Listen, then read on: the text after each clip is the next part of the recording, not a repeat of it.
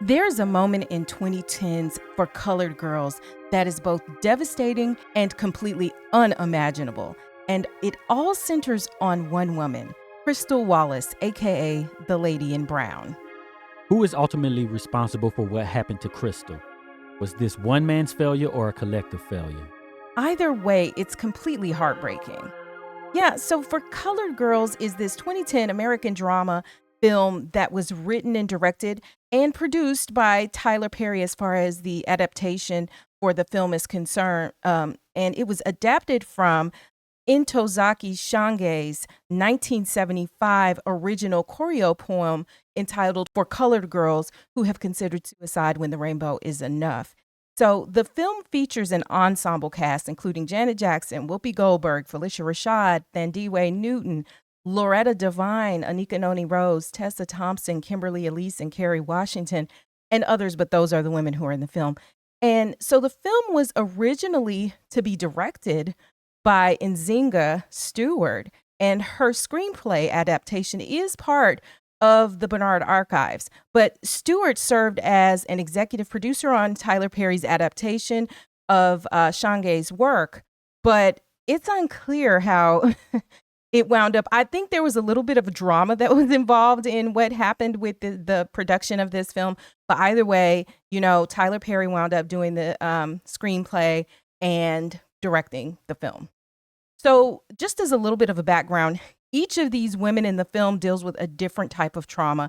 And we are not going to try to tackle all of the different stories in For Colored Girls because it's just simply too much.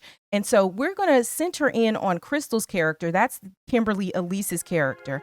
And we are about to spoil this movie for you because what happens to Crystal and her family is truly heartbreaking. I'm Heit. And I'm Cheri. And you've discovered Axiom Amnesia.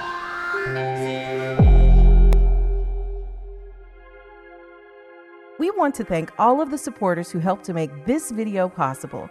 If you want your name to appear alongside these contributors, make a one-time donation via Cash App, or you can head on over to patreon.com/axiomamnesia to enjoy all of the benefits of becoming a monthly subscriber.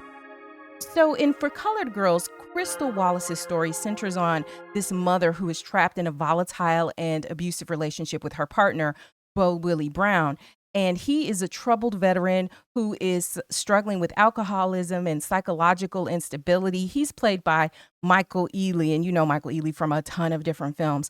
And so Crystal's situation is introduced when a social worker, Kerry Washington, she actually plays the character called Kelly, also known as the Lady in Blue, she arrives to check on her children. And so this immediately signals that her home life has already raised some concerns. I mean, she's on, the state is coming to see what's up with the kid. So that visit is cut short when Bo Willie aggressively forces the social worker out of the house. And so it establishes his dominance and that this is really an unsafe environment that Crystal is living in with her children. So despite these clear warning signs, Crystal remains in the relationship. This isn't her husband. They're not married. And she's attempting to manage Bo Willie's behavior while caring for her children. So then we have this next door neighbor played by Felicia Rashad, who is Gilda, also known as the Lady in Black. And she babysits these two young children for Crystal while Crystal goes to work. So when she sees the social worker leaving and she pulls the social worker aside and she tells her, like, I'm the one who called you. This man is abusive toward the children. It's not her, it's them. It's him. And, do her a favor, she says, do her a favor and just take those kids away. And when I saw this, I was thinking, that's a lot of gall, even though she was trying to intervene for the help of the children. And I'm always conflicted when I'm hearing stories about people trying to take other people's children away and, all of that. As the tensions escalate, Bo Willie becomes increasingly erratic. He's paranoid, and Crystal pleads with him to stop drinking and stabilize their lives. But he deflects responsibility. He fixates on misguided solutions. He's talking about welfare and all kind of other stuff, right? And so his instability eventually erupts into violence during this, when I say public confrontation, like other people are hearing it. And so he spirals into this psychological breakdown. And as part of this, what happens is Crystal has to come home, and she has her boss, who's played by Janet Jackson in the movie, but her boss brings her home to pick up something for work. She goes to try to pick up something from work, and Bo Willie's home. He sees, and he's like, "Oh, I thought your boss was a woman," and he sees the driver. And she's just trying to handle her business. The kids are over with the next door neighbor. He confronts her and he starts calling her, basically saying she's whoring herself out and insinuating she's sleeping with the boss and stuff. He's just clearly off of his rocker and having a psychological break at this point. And she's like, man, I'm just trying to get back to work. So she's like, I just needed to do this or whatever. So she got what she needed for work. And now she's about to head back downstairs to where her boss is waiting in the car to go back to work and do what they have to do. So then she looks up, and Bo Willie done went next door and got the kids. And he's sitting in the kitchen with the kids, and he's like, oh, are these even my kids? Like, he just is totally out there with his delusions and just with his psychological break. And so she's sitting there looking at him like, what in the world? So she can't leave because the kids are not safe. So she goes and looks, and he's like, oh, these ain't my kids. And he dangles the kids out of the window up a couple stories high in the air. We do have merch, y'all. And this is one of my favorites, the Axiom Amnesia logo hoodie. And you can get it at axiom.app. And it's a great way to support the channel. And so the neighbor, Gilda, Felicia Rashad's character, she knows what's going on because the kids have been with her, and she sees all of this commotion, and she runs downstairs after he starts dangling the kids out of the window. You got Crystal trying to get him to, reaching down for her kids so he doesn't let them go. And then, the character of the boss that's played by Janet Jackson gets out of the car. Everybody on the street is looking with these kids dangling out of the window. And you see Gilda like, oh my God, help them, somebody help. She's just so panicked and she can't even hardly get her words out. And you see these kids in the air, and he lets the kids go. And the kids obviously hit the paint, both of them. He lets them both go. And we see the way it's filmed, we see her reaching down toward the ground, being filmed, we're looking up toward her as the kids have been let go. And it was just a horrifying thing to witness. And so, after he dropped them, the onlookers saw, and this was neighbors, everybody's like watching helplessly. And I was thinking to myself, if I saw two little kids, like, wouldn't your instinct be to just, and you probably gonna get hurt, just to be clear, but wouldn't your instinct be to go get under them to try to catch them when you see this happen? Yeah, probably. I would think, but I'm always hesitant. Like, I don't want to blame people who are onlookers for what they didn't do when somebody else does something completely crazy and they're shocked and traumatized in the moment. But that's what I thought. But then, what else I think about is we recently covered the movie Ray, the biopic for Ray Charles. And, not something similar because it was an accident, but his brother drowned while he watched. And he didn't call for help, and he didn't get help. And that was something he carried for, most of his life, the guilt over that happening. And so, the onlookers carried guilt as well, through the film, because they sat and watched this and they tried to prevent it. And basically, the kids still lost their lives in the process. So in the aftermath, Crystal, of course, is consumed by grief. She's shocked. She's later seen scrubbing her children's blood from the sidewalk, which is another just haunting image. And, she's just trying to process what happens. And she is overwhelmed by the loss. She's decided that she's just going to attempt to take herself out by taking some pills. But she survives because, the ladies who are around get her medical intervention and help. And so she survives and is like, dang, I can't even be out when I want to be out. Like, so following this, Crystal, she still is like emotionally withdrawn. She's just numb, not eating. She's just in this fractured state. And so the turning point comes when Gilda, Felicia Rashad's character, comes and tells her, like, look, you got to take some personal responsibility for what happened to your children. And until you do this, you're just going to be living to die. And so one of the interesting things is the dynamic is that Gilda is old enough to probably be her mother. So she's like a motherly figure. We do not see Crystal's mother at all in this or film. Other family at all. Or any right? other So, family. yeah. She just seems to have zero support at all. And she's just catching, hell in all ways. And then she encourages Crystal to help other women save their kids since she wasn't able to save their own. And, it seems that like this conversation was a breakthrough for Crystal, like she started to understand. But in that moment, I got to tell you, when she's like, I don't know how much responsibility you got to take, but you got to figure that out. But you got to take some responsibility for your part in what happened to your children. And I just, as watching this, imagining if I was in her shoes, how would that feel? How would you receive somebody telling you that you got to take responsibility for your part in what somebody who was mentally ill did to your children? Now, she knew that he had problems, but she was like stuck. Yeah. You know? So anyway, pretty much that's the breakthrough for Crystal that happens after she's lost everything. She's surrounded by support. She finally expresses her pain.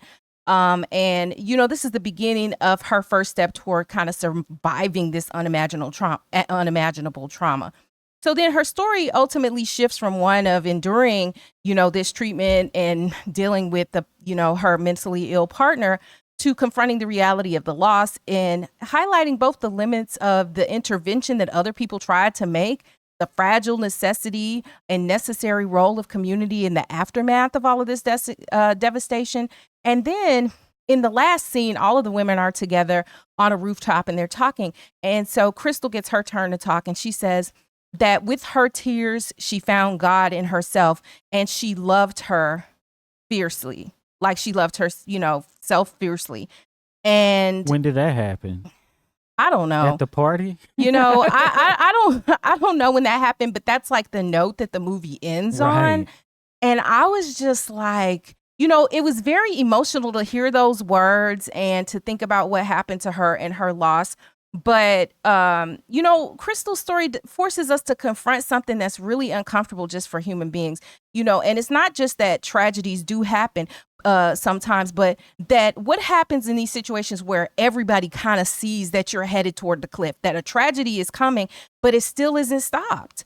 Right. Were, there were red flags and people were like, I see red flags and nothing, Right. We bring it up all the time. And I always say it, anytime you try to have somebody think about the decisions they make and the actions they take, then they just throw a victim blaming, you're victim blaming. Don't ever take accountability for anything because of something that you're a victim of, then, you have no part in it, which I think is counter to what they're trying to accomplish by doing and saying that. And, I want to get back to the idea of like what responsibility, go to the comments, y'all tell me what you think, but what responsibility does Crystal have in what happened to her children and in what continued to happen to her?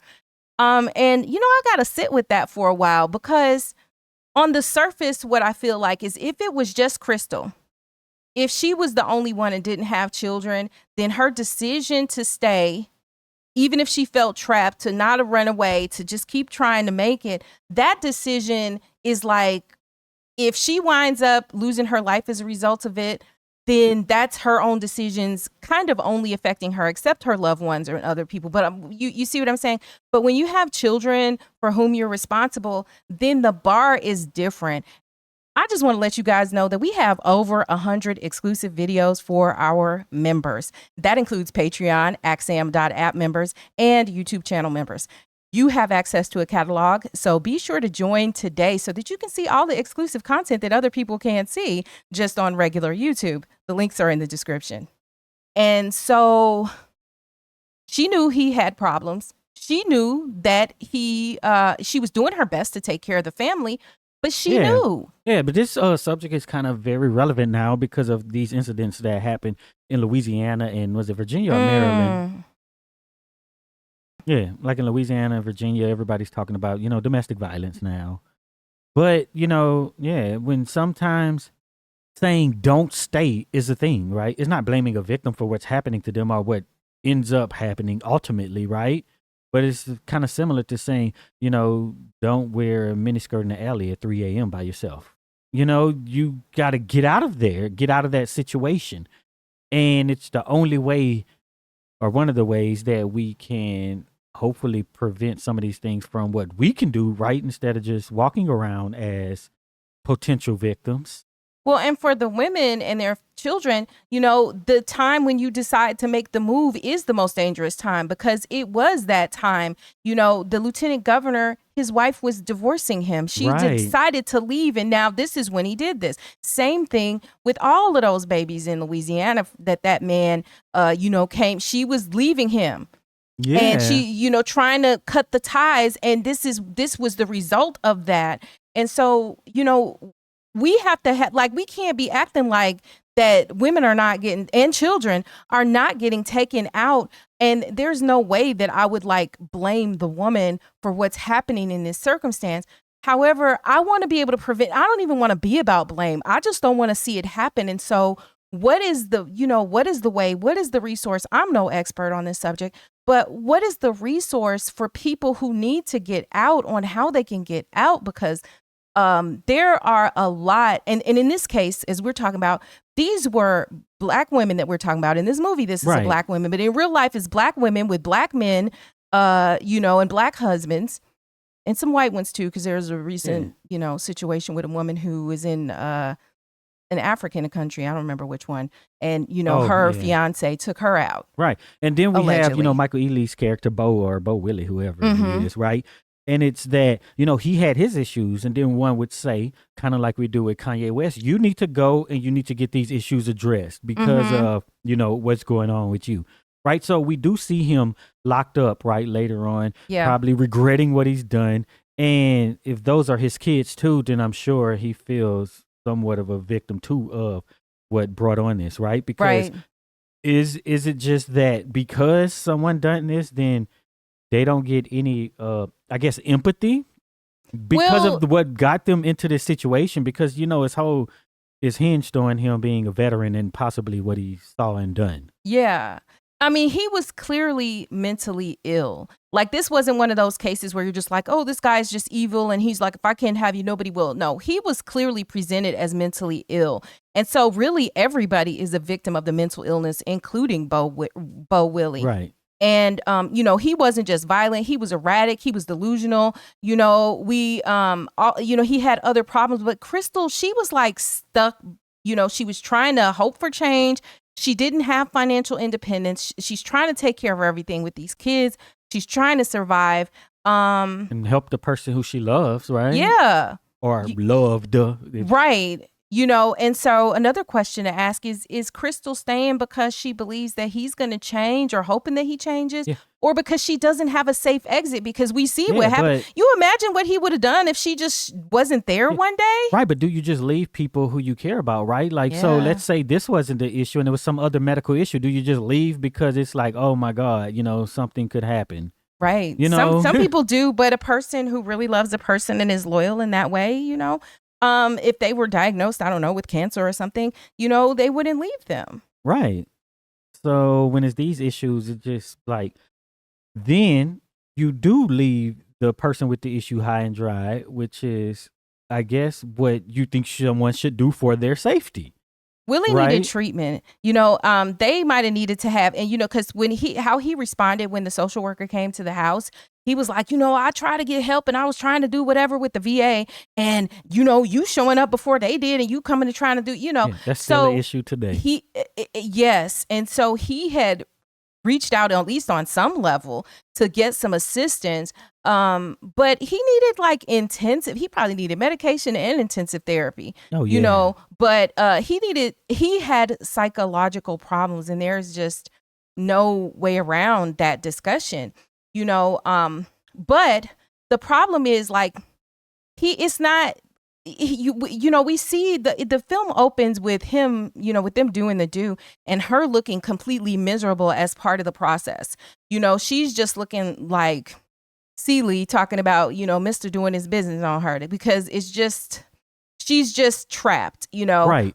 If you want us to break down the movie of your choice, you choose the film, we do the analysis, and you're credited as the executive producer. The link to grab one is in the description. Our deep dive on demand is only $75. And then, so it was presented very differently in the movie Straw, right? Where we had that main character who basically had similar issues, who happened to be a woman. Yeah, who happened to be a woman, and this noble cause, and it didn't end up in, oh, I mistakenly done this to my child, right? And the other thing that is also hinted at in here, in addition to his mental illness issues or his PTSD or whatever he had going on. What makes him more dangerous is the suggestion that he also may have like learning or cognitive limitations. They talk about him not being able to read and stuff. And certainly, before anybody says in the comments, I'm not saying just because you can't read that means you have, a cognitive limitation or something. But we have to explore that as part of what could have been going on with him. Because, he could have been struggling to process complex, situations. And, he's leaning on like really simplistic type of solutions. He's misreading reality. Is still, all of those are signs of his mental illness. But, he like makes bad decisions, but he also doesn't even fully understand the consequences of what's happening in any given moment as part of his illness and maybe as part of his cognitive limitations. We don't know for certain, but we can't ignore that. And then all of this is combined with him drinking liquor. At one point he asks her to get him something to drink and she brings him water and he's mad because he wants some liquor. And, he snaps off on her at that moment and stuff like that. And so he just has become increasingly unstable in the film until there's this irreversible disaster that happens. But we can't forget that if his issues were the result of trauma as being a war vet, that trauma is real. Yeah. Or whatever trauma. His limitations also might be real, right?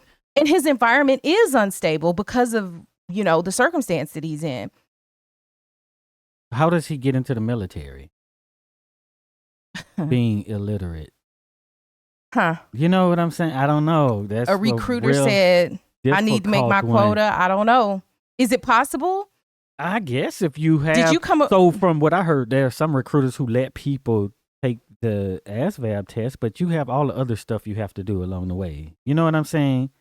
So there's aspects, and I know that they're tested before they go in, but, in some of the discussion that we had about R. Kelly being kind of functionally illiterate, that there are tricks and different things that people who have reading difficulties and can't read and write. When they put a stack of papers in front of you, you have to fill them out. Like when you first show up, right? After all the stuff that could, leading up, you got a bunch of stuff to do. But then once you get there, you have a bunch of stuff to do. And then it's like classroom work too as well.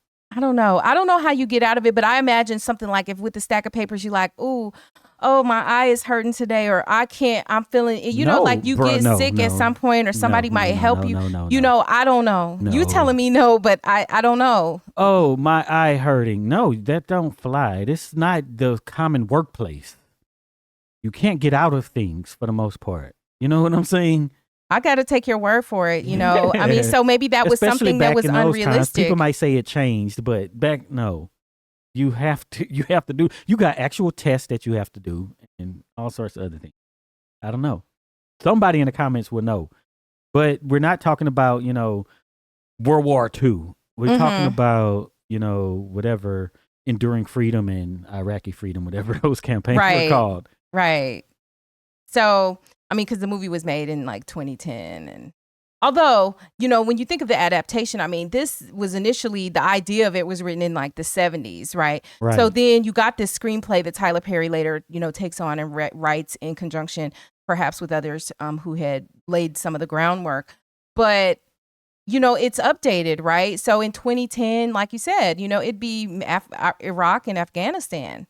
Right. So. But they're saying that's issues now with recruiting people because of the problems with illiteracy now. Really? Yeah. I didn't know that. Illiteracy, drug use, all the stuff that's changed over the past 10 years, right? Well, we had a situation, this was, I don't know, maybe 7 or 8 years ago, when we were in Walmart, and the Walmart in our neighborhood at a different town that we used to live in was, the lines were always back into apparel. And we, you're like, Dag, I hate to come here, because they didn't have self-checkout, I don't think, at the time. And you were just waiting forever. And then we saw the manager and we were like, yeah, what's up with this? And the manager was like, well, we can't find anybody to hire because nobody can pass the drug test. Literally, that's what the manager said. This Walmart was in the hood in Dallas. That's why. So they didn't have self-checkout, to explain that. Because they don't trust black people. Mm-hmm. And that was another, I mean, and then they were just doing all kind of stuff that I just hate. There are just, oh man, capitalism is so annoying to me sometimes. But I especially hated how, you're in there and you get ready to leave, and then they're like, oh, I want to check your receipt. Nah, you don't want to do that at every Walmart. You only want to do it in the hood Walmarts, and I'm Right. not down for that. I paid for my stuff, and and then you got a bottleneck line. Now, I don't have a problem doing it at Sam's Club. Why? Because Sam's Club, that's part of the deal. You know that's part. I sign up for that when I go to Sam's Club, and it's not. I guess I would say, at least it didn't used to be prejudicial. Everybody had to show their receipt at the door. Right. Now, because they were trying to make the lines faster, they don't always stop you, I don't think, anymore. Remember, like the last times we've been to Sam's, they don't always stop you, or they just check a couple items or some, Yeah. like they have a little wand or something that they, do. So it's a little different, but they determine that. But yeah, so we have an issue of, and maybe even an epidemic of problems with literacy, problems with people who have been through traumas that are unchecked. We have mental health crises that folks are going through. And then let's just rewind and talk about being Black in America. Because even if nothing else was wrong, there's so much pressure and things related to the systemic issues that even the ones we see show up in this film, that it's a wonder, that there isn't even more depression, even more hopelessness, even more mental health issues. And, in order to have a lot of this stuff checked, he was a vet. He should have been able to go to VA, but the VA is not like top-notch quality care, So I don't know, but I do think that there should be more empathy for Bo, Willie, but I don't think people see it that way. I think people are going to see it as just solely a story of women and all the bad things that happen to women. And, he's the evil one. Right. And that's very unfortunate. But what happened to her? She was definitely a victim. I'm not saying she's not a victim. Her children were the ones who really paid the price for everything. Yeah. It just is so sad. It's just so sad. And another dynamic that I do want to talk about too is the dynamic that all of the characters as they're presented, and we can talk more about this. Go to the comments and let us know which character you'd like to see us talk about next from this film. But all of them were intertwined in some way, right? So, she lived in the building with a couple of the characters. Then she also, Crystal also worked for one of the other characters, and they all had their lives. And if we go back to Kelly, that's Kerry Washington's character. Kelly is dealing with her own things. She's going to the fertility clinic and trying to figure out why she can't have a baby. And so she's got preoccupied and had things on her mind. And then after, she's there and she realizes that these two children have been killed by their father, then it's like, I was there. I could have saved them, and all the guilt that, falls on her in this unfortunate situation where she was trying to do her best. The man threw her out, but I don't know. Do you think that given that situation that she saw that day, that she should have removed those children from the home? Probably not. But what did she say? She said that, I think it was this movie, if you don't answer, if you don't let me up, then I have to come back with the police. She said that if you don't let me up, I'm gonna. So if she let her up. If he kick you out, then you can bring the police to force the visit. But she didn't do that. And he didn't kill the kids that day. So if something could have been escalated as to where an intervention was happened, or just something, right, or to do your full assessment or whatever you do, right, in that role. And we did have people who say they were social workers, who watch the channel too, who always explain these things to us. But yeah, she could have done what she said she was going to do. But that's how it happens last time. Sort of like what you were saying about people, illiteracy, right? How you always you find a way for the person doing their job to not do the job. And that's how a lot of the scams and stuff work, right? What you mean?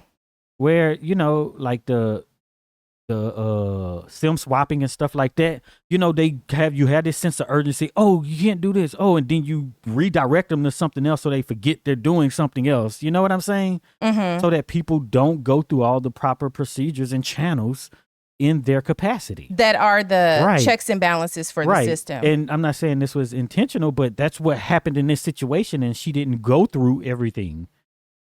that she was supposed to go through. Mm-hmm. Yeah. And it happens often. A lot of you are missing your notifications because YouTube is just not sending them. I don't know why, but this is what happens. So we fixed this. Subscribe to our mailing list. You're going to get an email. It'll show you all of our recent videos across all of our channels, and problem solved. Go to the description. The link is there so you can sign up. If somebody is addicted to drugs and, volatile, I don't think that necessitates taking the kids out the house. Yeah, I don't think that so the issue was his mental state, right? Because I think that even if he was, I don't want to say like a run-of-the-mill alcoholic, right? Because people can have all sorts of issues and still be relatively functioning. And I think if there were, but here is a case where we have a person who has these issues and is untreated. Yeah, but should children not have mean parents or parents with mental illnesses?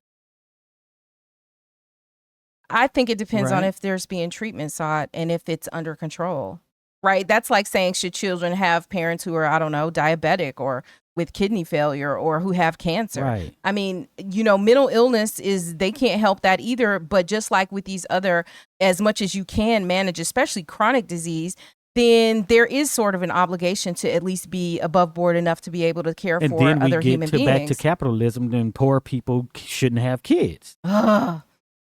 because the Yeah. people with the means can Because get they the don't treatment. have the means. Because they don't have the means to do what's needed a lot of times. And then you wind up with situations where these kids are falling through the cracks and everything like that. Right. Or this mother who has a man who neither can afford the treatment for the man, and then her kids get taken away. Or, yeah, that's just never optimal. And, money does have something to do with it. And if you don't have money, it is harder to get treatments. If you don't have jobs, then you may not even have the insurance to get the treatment that you need. And you may seek treatment like he did. And it just, the line is long at the VA. You might not get it when you need it, and disaster can happen in the meantime. Yeah. So her story, him hanging those kids out that window, just tragic. What do you think happened after this? Do you think that she went into the community and did community work? Because there was another character who, No. was doing community not activism, but support for women. Had That's a women's group. activism. No, she didn't. Well, yeah. She just did what everybody else do. Maybe she went to a meeting or something. I don't know. Yeah, I don't know. That's just so huge to get over. And I think that with these types of traumas, like, I think you can have like one step forward, a breakthrough, but it's never like you have your breakthrough and then suddenly you're just okay forever. Yeah. I think that she's just going to have periods where, she's overcome by her grief of the loss, and, it's just going to be an ongoing thing. But it just is so sad, these little kids, so sad. Yeah. But yeah, go to the comments and let us know which character that we should cover next in For Colored Girls. We also have what we call a binge playlist. And this binge playlist is videos that you haven't seen probably from us. And you can put it on at bedtime and just watch some videos from us that you haven't seen. The link is in the description. And if you made it this far, type "don't stay" in the comments so we'll know you're one of the real ones who stick around to the end. And be sure to check out one of the videos that's on the screen right now. And also be sure to visit axiom.app, where you'll find all of our recent videos in one place with links to them back on YouTube so you can watch them here.